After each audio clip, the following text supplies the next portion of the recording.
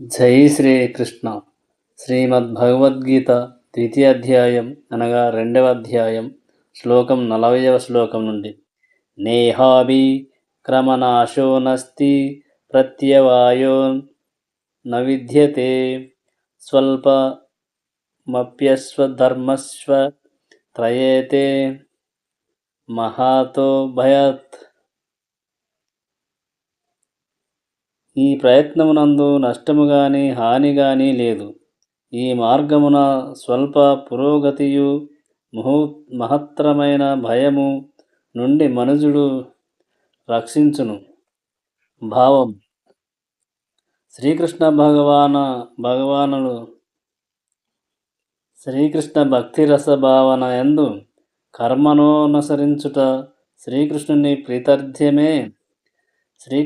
ప్రత్యర్థమే. ఎటువంటి భోగాభిలాష లేకుండా కర్మను చేయుట ఎనున్నది మహోన్నత దివ్య కార్యము. అటువంటి కార్యమును కొద్దిగా ఆరంభించినను అందు ఎటువంటి ఆటంకములు కలగవు.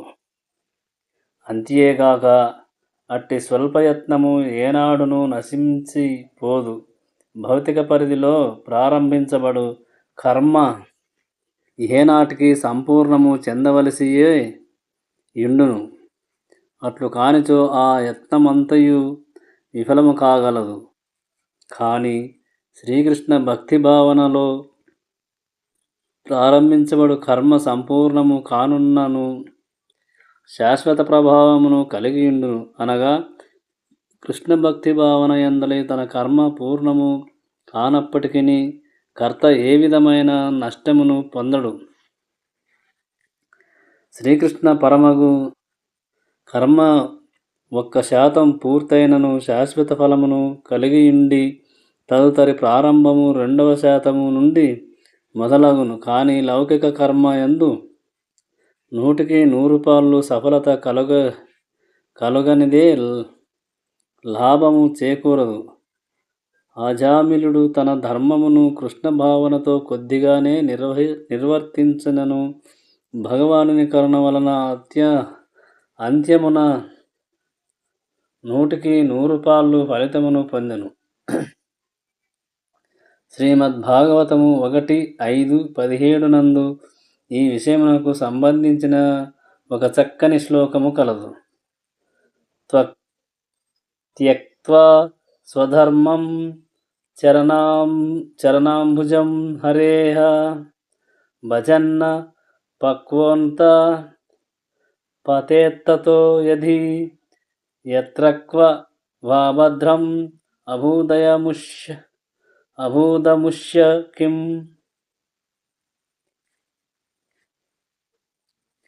ఈ విషయమునే ఇట్లు పలుకుదురు: సమస్త ప్రపంచమును సాధించినను శాశ్వతమైన ఆత్మను కోల్పోయినచో మనుజుడు పొందు లాభమేమీ కలదు.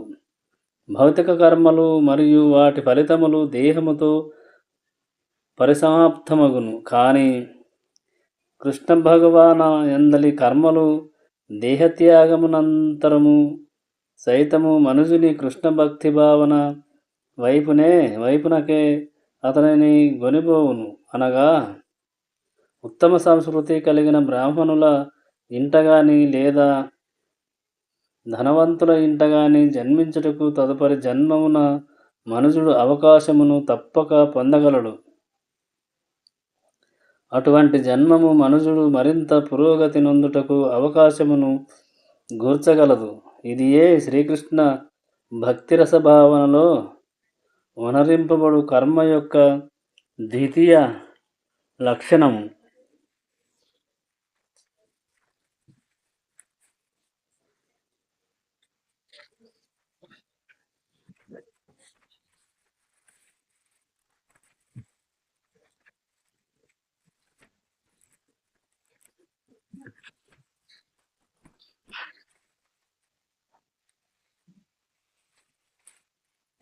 ద్వితీయ లక్షణము 41వ శ్లోకం. వ్యవసాయాత్మిక బుద్ధిరేకేహ కురునందన బహుశాఖ హ్యానంచ బుద్ధయేన్ వ్యవసాయినాం. ఈ మార్గమున ఉన్నవారు స్థిర ప్రయోజనమునతో ఒకే లక్ష్యమును కలిగియుందురు. ఓ కురునందన, స్థిర ప్రయోజనమును లేని వారి బుద్ధి అనేక విధములుగా నుండును. భావము: కృష్ణ భక్తి రసభావన ద్వారా మనుజుడు జీవితపు అత్యున్నత పూర్ణత్వ స్థాయికి చేరగలడనేది దృఢనిశ్చయమే వ్యవసాయాత్మిక బుద్ధి అని పిలువబడును. ఈ విషయమున చైతన్య చరితామృతము మధ్యలీల 22:62 ఈ విధముగా పలుకుచున్నది: శ్రద్ధా శబ్దే విశ్వాస కహే సుదృఢ నిశ్చయ, కృష్ణే భక్తి కైలే సర్వకర్మకృత హోయ. ఉదాత్తమైన దాని యందు మ్రొక్కువోని నమ్మకమునే విశ్వాసమని అందురు. కృష్ణ భక్తి రసభావిత కర్మల యందు మనుజుడు నిమగ్నమైనప్పుడు వంశాచారములకు గాని, సంఘాచారములకు గాని, లేక దేశాచారములకు గాని లోబడి కర్మ నొనరింప నవసరము లేదు. గత జన్మ యొక్క శుభాశుభ కర్మల ఫలితములే లౌకిక కర్మలు. కృష్ణ భక్తి హృదయములలో జాగృతమైన వాడు తన కార్యములందు శుభ ఫలములకై విడిగా యత్నింపనవసరము లేదు. ఏలయనగా మనుజుడు కృష్ణ భక్తి భావనలో స్థితుడైనంతనే కర్మలన్నీయును నిర్గుణ స్థితికి చెందినవి కాగలవు.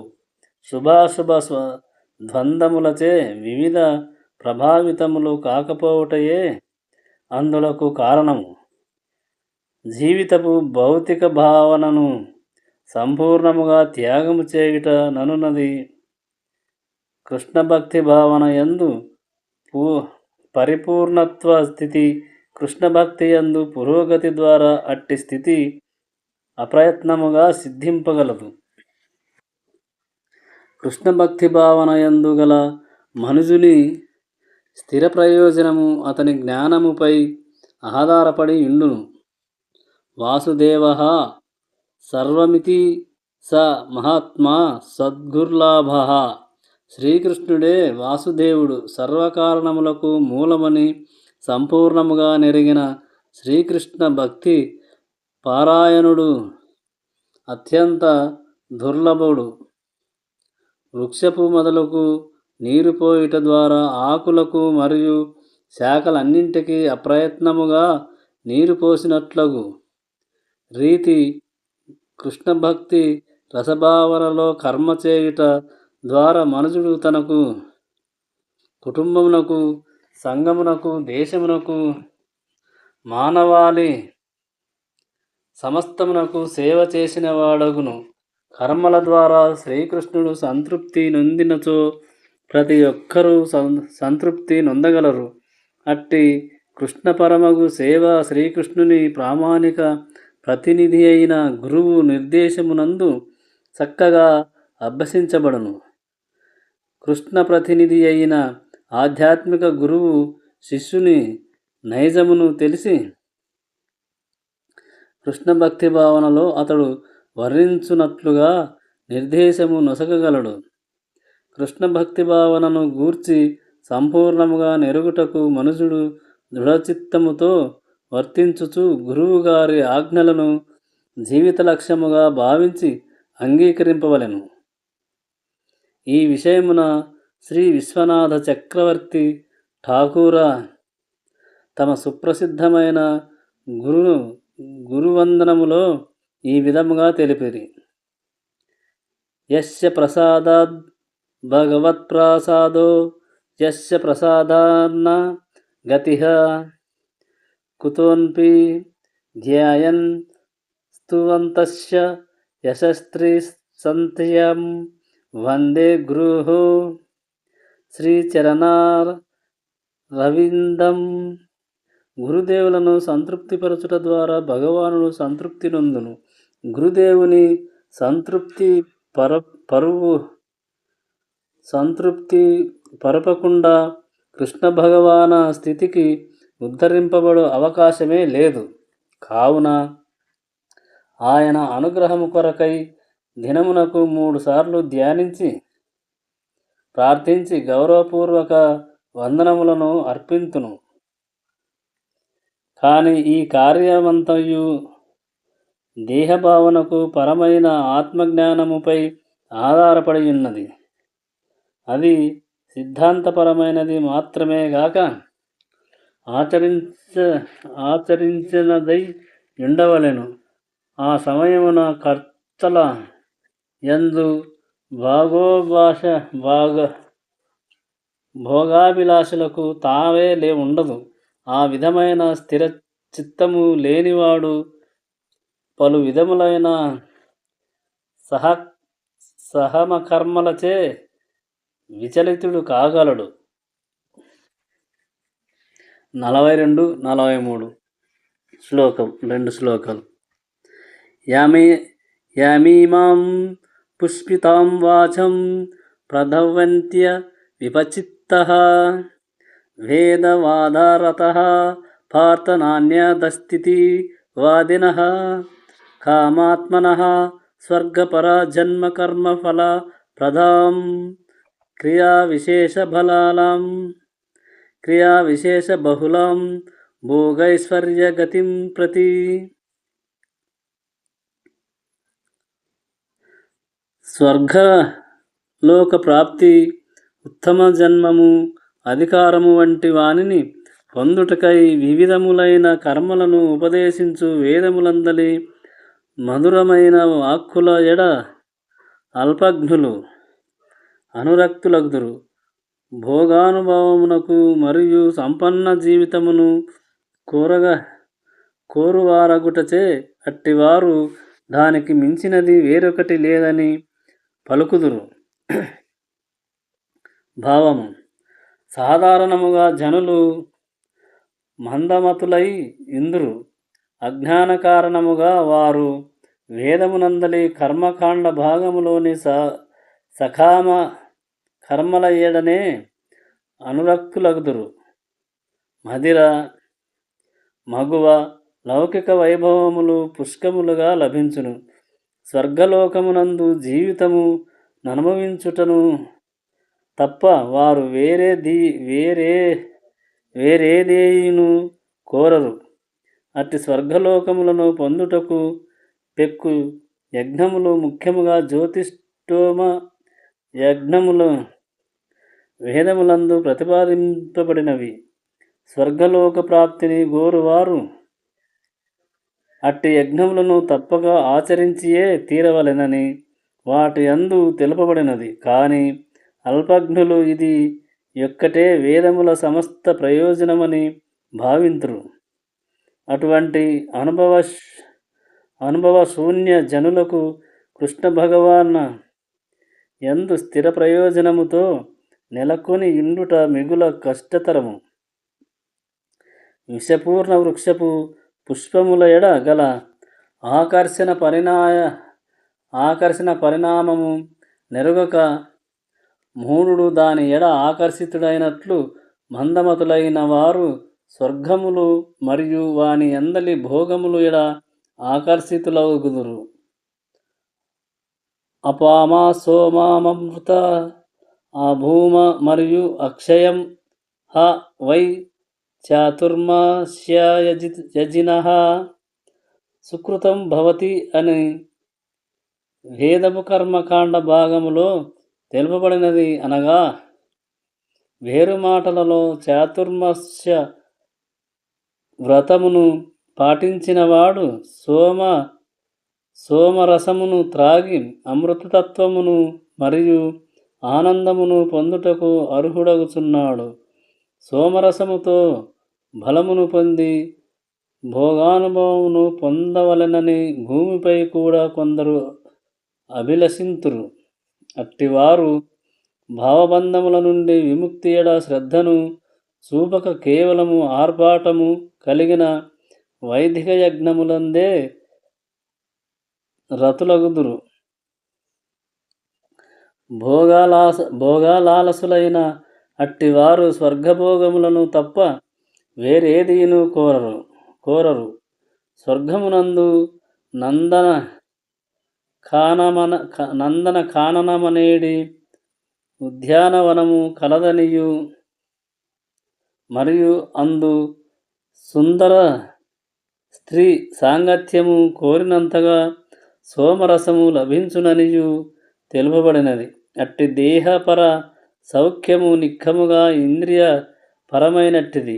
కనుకనే భౌతిక జగత్తుకు ప్రభువుల మనేడి భావనలో నిలిచి అట్టి లౌకికమైన తాత్కాలిక సౌఖ్యముల ఎడ అనర్థులై ఉండేవారు పెక్కురు కలరు. 44వ శ్లోకం.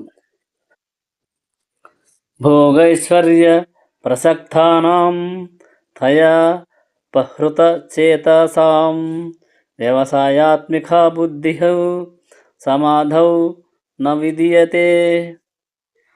భోగానుభవము మరియు లౌకిక సంపదలకు ఆకర్షితులై వానిచే మోహపరవశులగు వారి మనస్సు నందు భగవానుని భక్తి ముక్తి సేవను గూర్చిన స్థిర నిశ్చయము కలుగదు.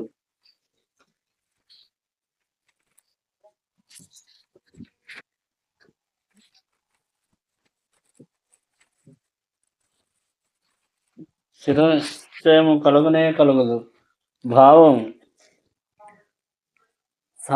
సమాధి అనగా స్థిరమైన చిత్తమని భావము. వేదని ఘంటువైన నిరుక్తి ఈ విషయమును ఇట్లు పలుకుచున్నది. సమ్యగాది యతేనస్మిన్ ఆత్మతత్వ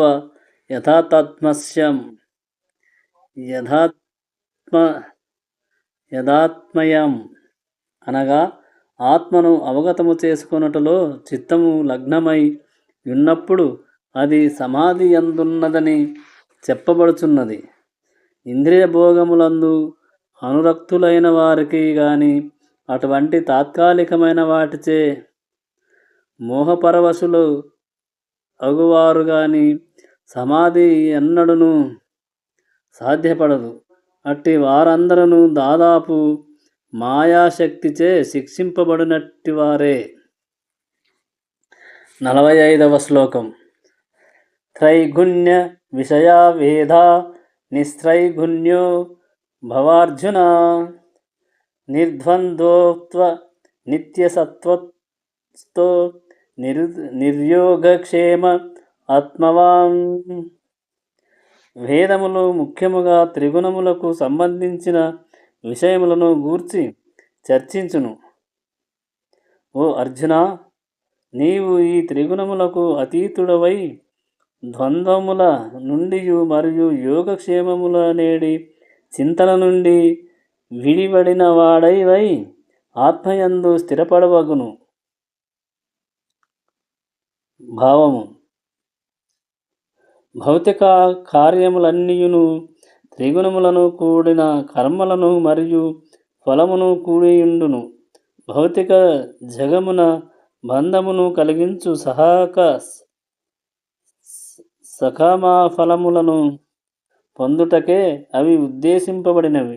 జనులను ఇంద్రియ భోగానుభవము నుండి ఆధ్యాత్మిక స్థాయికి క్రమముగా గొనిపోవు నిమిత్తమే వేదములు అట్టి సకామ కర్మలను ఉపదేశించును. శ్రీకృష్ణ భగవానుని స్నేహితునిగా మరియు శిష్యునిగా అర్జునుడు ఇచ్చట వేదాంత తత్వము యొక్క దివ్యస్థాయికి ఎదగవలసినదిగా ఉపదేశించిన నాడు బ్రహ్మజిజ్ఞాస లేదా పరబ్రహ్మమును గూర్చిన ప్రశ్నలే ఆ వేదాంత తత్వము యొక్క ఆరంభంలోని అంశము. భౌతిక జగమునందు గల జీవులందరూ తీవ్ర జీవన సంఘర్షణకు లోనై ఉందురు. ఈ విధముగా మనుగడను సాగించిన పిదప భౌతిక బంధము నుండి విముక్తినందగలరో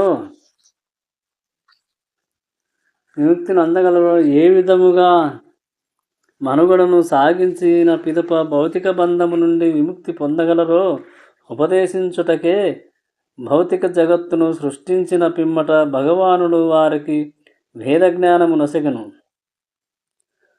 భగవాంఛను కూడిన కర్మకాండ ముగిసినంతనే ఆధ్యాత్మిక అనుభవమునకు అతడు ఉపనిషత్తుల రూపున అవకాశము నొసగెను. భగవద్గీత పంచమ వేదమై మహాభారతం యొక్క భాగమైనట్లు ఉపనిషత్తులు వివిధ వేదములందలి భాగములు. ఈ ఉపనిషత్తులు ఆధ్యాత్మిక జీవనపు ఆరంభమును సూచించును.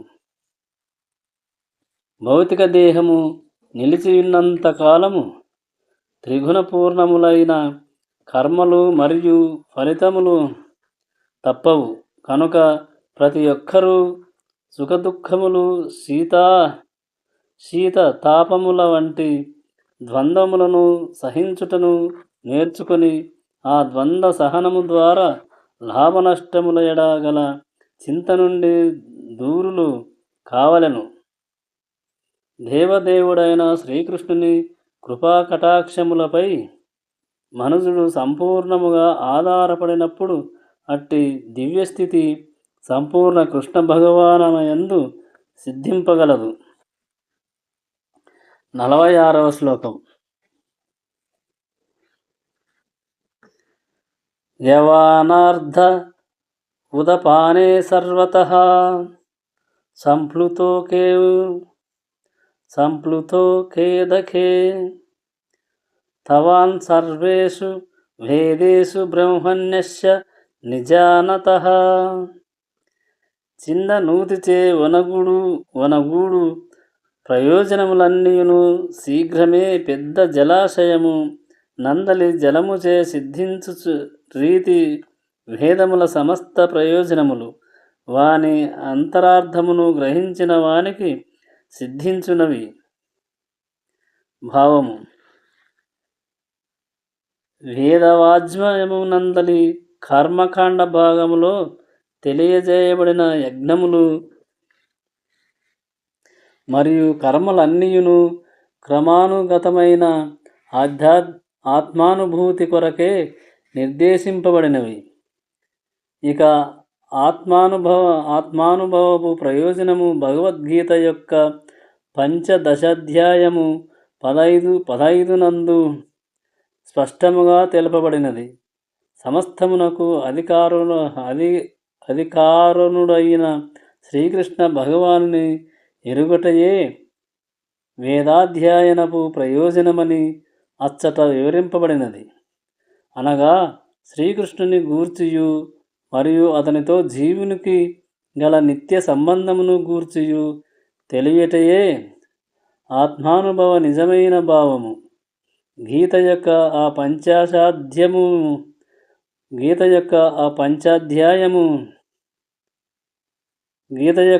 పంచదశాధ్యాయము 15:7 నందు జీవులకు కృష్ణ భగవానునితో గల సంబంధము సైతము వివరింపబడినది. జీవులందరూ శ్రీకృష్ణుని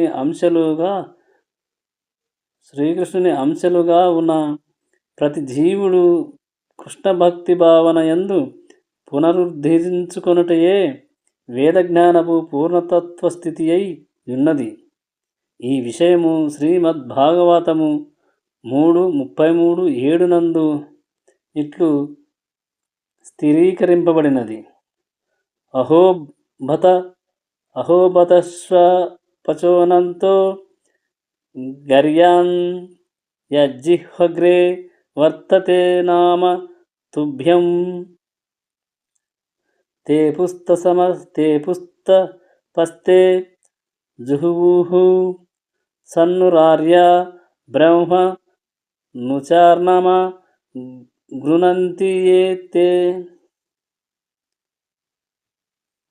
ఓ ప్రభు, నీ పవిత్ర నామమును కీర్తించువాడు చండాలుడని, సునకమాంసమును భుజించువాడు వంశము వంటి చండాలుని వంశము వంటి అధమ వంశములో జన్మించినను అత్యున్నత ఆత్మానుభవ స్థాయిలో నున్నట్టివాడు అట్టివాడు వేద ప్రకారం సర్వవిధములైన జ్ఞానములను తపస్సులను ఆచరించినట్టివాడే సమస్త పుణ్యతీర్థములలో స్నానమాచరించి వేదాజ్మలయమయమును పలుమార్లు అధ్యయనము చేసినట్టివాడే అట్టివాడే ఆర్యవంశములో ఉత్తముడని పరిగణింపబడును. కావున కేవలము కర్మకాండకే ఆకర్షితులుగాక ప్రతి ఒక్కరును వేద ప్రయోజనమును తెలివితో అర్థము చేసుకొనవలెను. అలాగుననే అధిక ఇంద్రభోగము కొరకై స్వర్గలోకములను చేరవలయననియు కోరరాదు. నేటి కాలమున వేద ధర్మములను కర్మలను పాటించుటగాని వేదాంతము ఉపనిషత్తులను కులంకషముగా అధ్యయనము చేయుటగాని సామాన్య మానవునికి సాధ్యము కాదు. వేదముల ప్రయోజనమును సిద్ధింపజేయుటకు అధిక కాలము, శక్తి, జ్ఞానము, వనరుల అవసరముండును. అవి అన్నియును ఈ కాలమున అతి దుర్లభములు. కాని పతి తపావనుడైన శ్రీ చైతన్య మహాప్రభువుచే ఉపదేశింపబడిన పవిత్ర హరినామ సంకీర్తనము ద్వారా వేదముల ఉత్తమ ప్రయోజనము సిద్ధింపగలదు. వేదాంతమును అధ్యయనము చేయక ఎలా భావావిష్టుని వలె హరినామమును కీర్తించుచుంటున్నవి శ్రీ చైతన్య మహాప్రభువును ప్రకాశానంద సరస్వతీయను ఒక వేద విద్వాంసుడు ప్రశ్నించెను. అందులకు ఆయన తనను తన ఆధ్యాత్మిక గురువు మూఢుడని తలచి శ్రీకృష్ణనామమే కీర్తించమని తెలిపియుండెననియు తాను ఆ విధముగానే భావించి ఉన్మాదినైతిననియు ప్రత్యుత్తరమిచ్చిరి.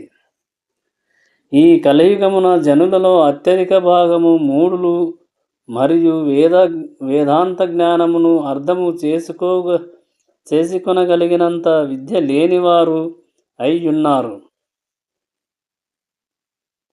అట్టివారు అపరాధరహితముగా పవిత్ర హరినామ సంకీర్తనము చేయుట ద్వారా వేదాంత తత్వపు ప్రయోజనము సిద్ధింపగలదు. వేదాంతమనున్నది వేద జ్ఞానపు చివరి అంశము.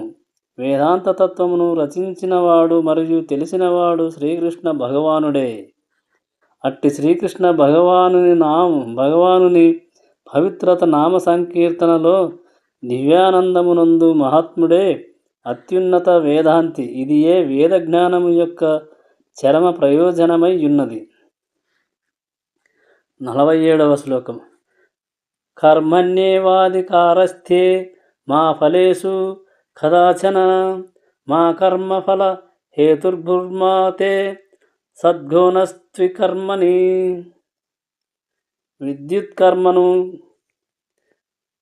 విద్యుత్కర్త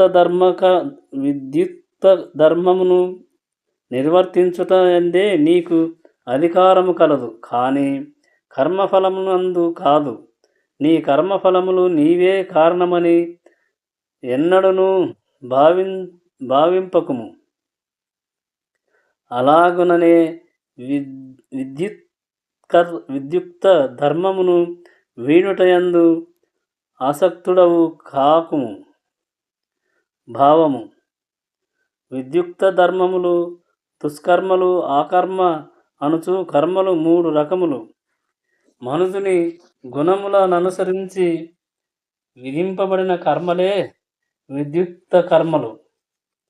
ప్రామాణికమైన అనుమతి లేకుండగానే వనరింపబడినవి దుష్కర్మలు కాగా, విద్యుక్త ధర్మమును